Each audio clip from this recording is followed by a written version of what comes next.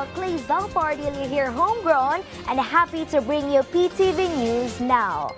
Tops on our stories tonight, the latest presidential intervention to boost government's Pambansang Pabahay para sa Pilipino or 4PH program.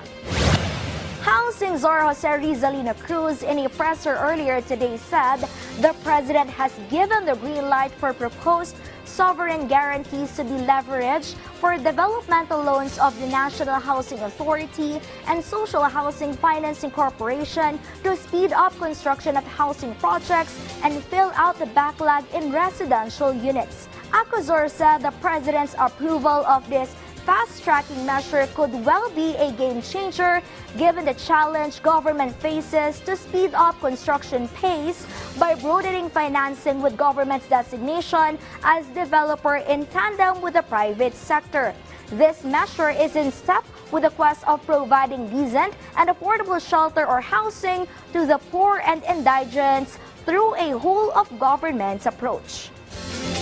Democratic bet for November's presidential elections, Vice President Kamala Harris has finally settled for the bottom of her party's ticket by opting for a government of a blue state than presumed favorite Pennsylvania Governor Josh Shapiro. Her choice and official pronouncement of Minnesota government team was for her vice president nominee caps off a whirlwind strong or string of events since POTUS Joe Biden abdicated his run for re-election and endorsed her candidacy. VOA's White House Bureau Chief Patsy Kuzwara filed this report. The highly anticipated announcement has been made. Vice President Kamala Harris has selected Minnesota Governor Tim Walz as her running mate. Tim is a battle-tested leader who has an incredible track record of getting things done for Minnesota families, Harris said in a statement.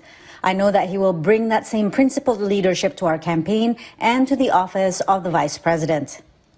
Progressives had been rallying around the 60-year-old Walz, who championed left-leaning policies as governor of Minnesota, a state in the Midwest part of the country that is critical to electoral victory.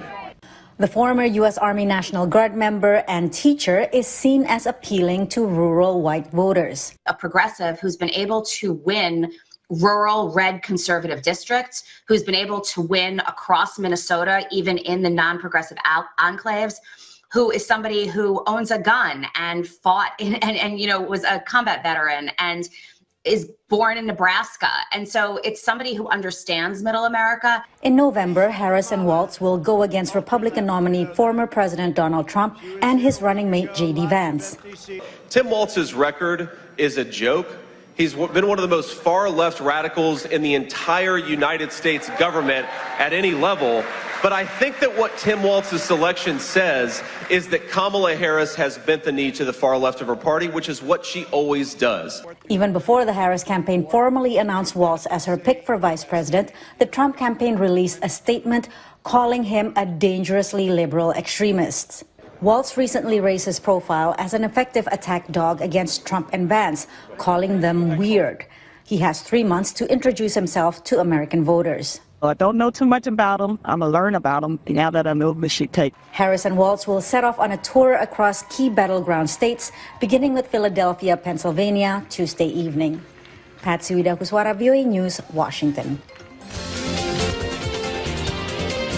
At this juncture, let's turn to my colleague in our Pine City studios for what's hot in the Cordilleras right now. Mimbag Arabi Pilipinas, nalaklaka itan ang maiproseso ti papeles dagiti kakailian iti Cordillera, amang kayat nga agnad iti Balasiw taaw.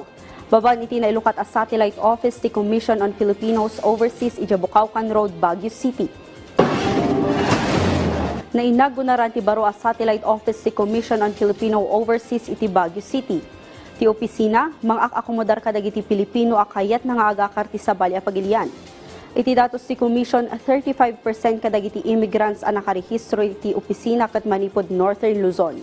Iti Rehiyon Cordillera, kaduan nga umili nga umakakar iti sabali a pagilian kat manipod iti probinsya ti Benguet nga adaan iti 32%. Kang runa na pagturungan da kat iti United States, Canada, ken Japan. May basar iti datos, dumanon iti nasurok 2 milyon a Pilipino ti makar iti sabali a pagilian. Tunggal tawen, makakakomodar da iti 100,000 nga individual, 80,000 kadagitoy kat immigrant bayat at 20,000 kat marriage migrant. Totoo yan. In fact, magiging mga famous yan. Billionaires in their own right. Yan, masaya ako, siyempre. Tapos yung iba nakapapag-aral po dito ng mga kanilang mga kapatid, kamag-anak, mga extended families, mga tulong pinansyal. Iti sabali adamag tartarigagayan ti may sa grupo ti panakaamyandar ti 1987 Constitution ti Pilipinas, babaan iti Constitutional Convention kontra iti singasing dagiti daduma a Constituent Assembly. Isaksakad ti Pilipino tayong movement nga idaldalwan ni Greco Belgica, ti panakaamyandar ti 1987 Constitution ti Pilipinas, babaan iti Constitutional Convention. Naangay iti Baguio City ti Constitutional Convention Forum, anang ipaunawa iti nasaw a grupo iti pagsayaatan ti Constitutional Convention, awagas iti panakaamyandar iti konstitusyon. Naiparangpay dagiti rason no apay anasken ang mapabaro ti konstitusyon ana maysa awagas tapno mabawasan ti kinapanglaw iti pagilian. Iti 1987 Constitution talo awagas sinakalanad tapno makaamyandar wenno mabaliwan daytoy. Karaman ti Constitutional Convention, Constituent Assembly ken ti People's Initiative as sinuportaran dagiti kongresista itay nabiit a kinontramat dagiti senador. Akin po kayong lalong hinihimok na mag-involve sa advocacy nito sa pagpatawag ng convention because you will not only help CAR as a region and the Cordilleras, but you will definitely help the entire Philippines get out of poverty. Dagiti damdamag manipod iti PTV Cordillera, shock ni Audrey Villena na imbag Arabi. And that's a wrap for tonight's show. Join us again tomorrow for the latest set of breaking stories here and abroad. Kalezal Cordelia reminding you to stay connected by catching the news right here. And thank you for watching PTV News Now.